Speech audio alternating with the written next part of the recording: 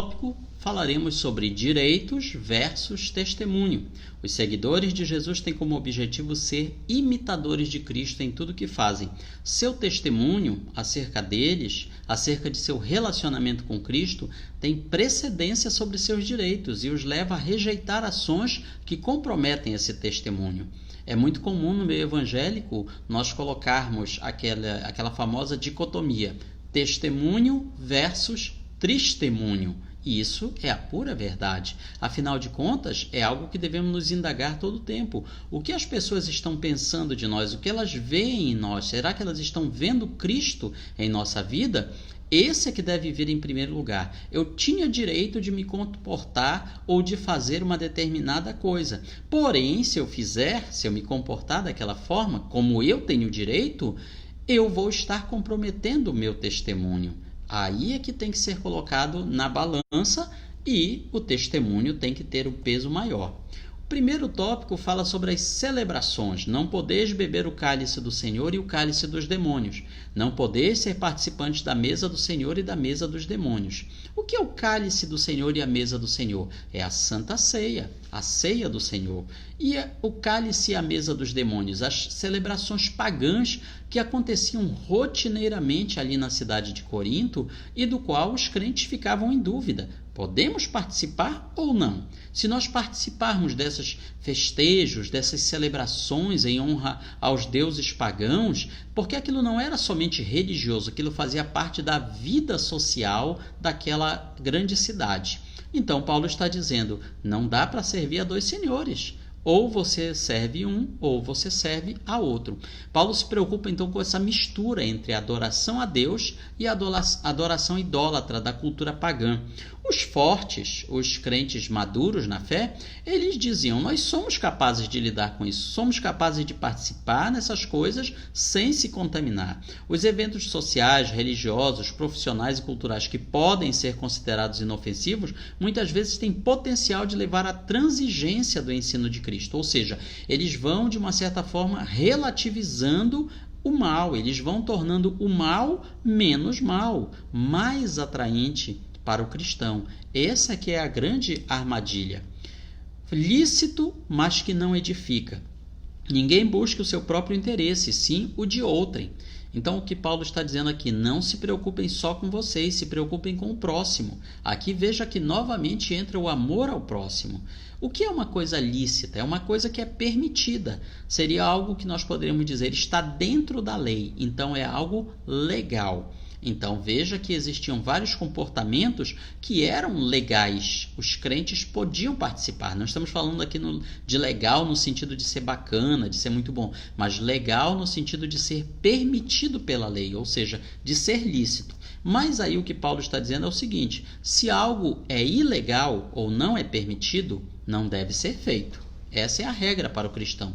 E se algo é legal ou permitido, existe a possibilidade de que ainda assim não deva ser feito. A balança na qual se deve pesar a questão é a edificação da comunidade. A ação contribui para o fortalecimento ou a edificação da Igreja de Cristo? Ou está servindo de empecilho? Em vez de concordar com um conjunto de leis cristãs a ser aplicado de forma indiscriminada, Paulo coloca diante dos seus leitores 3 perguntas. No seu lugar, o que Jesus faria?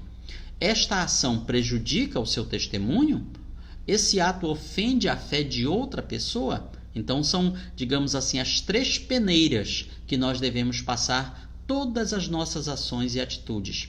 Porque veja que existem ações e atitudes que para o cristão são permitidas pela lei, mas moralmente elas são condenáveis.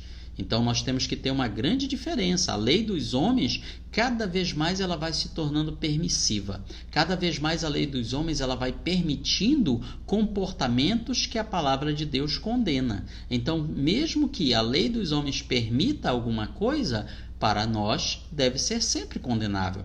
Um exemplo, hoje em dia se busca a descriminalização das drogas. E se chegar algum dia em que isso aconteça de fato, em que todos os tipos de drogas sejam considerados lícitos, isso significa que está liberado para o cristão usar? De forma nenhuma, porque mesmo que seja legal, continuará sendo algo imoral, algo fora da moral do padrão de Deus para a nossa vida. O terceiro item fala sobre fé e vida prática. Portanto, quer comais, quer bebais ou façais qualquer outra coisa, fazei tudo para a glória de Deus. Paulo está dizendo, vamos ampliar o leque. A nossa forma de se alimentar, de comer, de beber ou de qualquer outra forma de atitude da nossa vida deve ser para que Deus seja glorificado, para que o nosso testemunho de crente realmente traga alguma edificação para o mundo que nos cerca.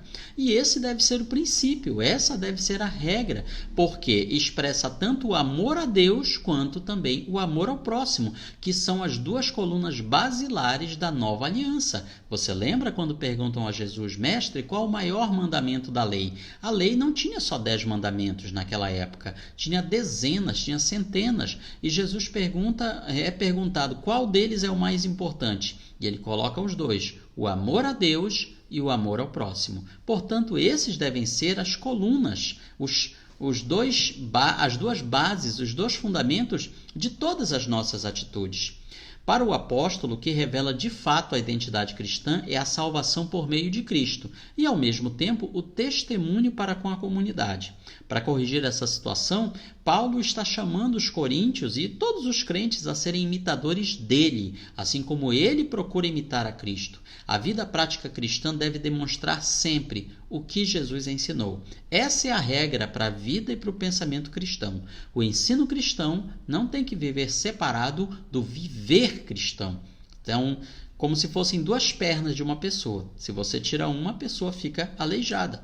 Existem pessoas que têm muito ensino, mas não têm viver cristão. E outras que têm muito viver cristão, mas têm pouco ou quase nenhum ensino cristão. Concluindo, aqui na nossa aplicação pessoal, Cristo revelou um novo conjunto de prioridades e um novo modelo de vida fundamentado em ser como Ele é, no bom testemunho e no amor ao próximo. Então é isso que nós cristãos devemos colocar em prática todos os dias da nossa vida. Testemunhar de Cristo com a nossa alimentação, com o nosso trabalho, com a nossa conduta diária, com as nossas atitudes, das menores às maiores. Cristo deve ser glorificado em tudo. Então, esse é um resumo da nossa abençoada lição e que você possa ter sido edificado. Tenha uma semana de bênção, de paz, de vitórias e conquistas na presença do Senhor Jesus.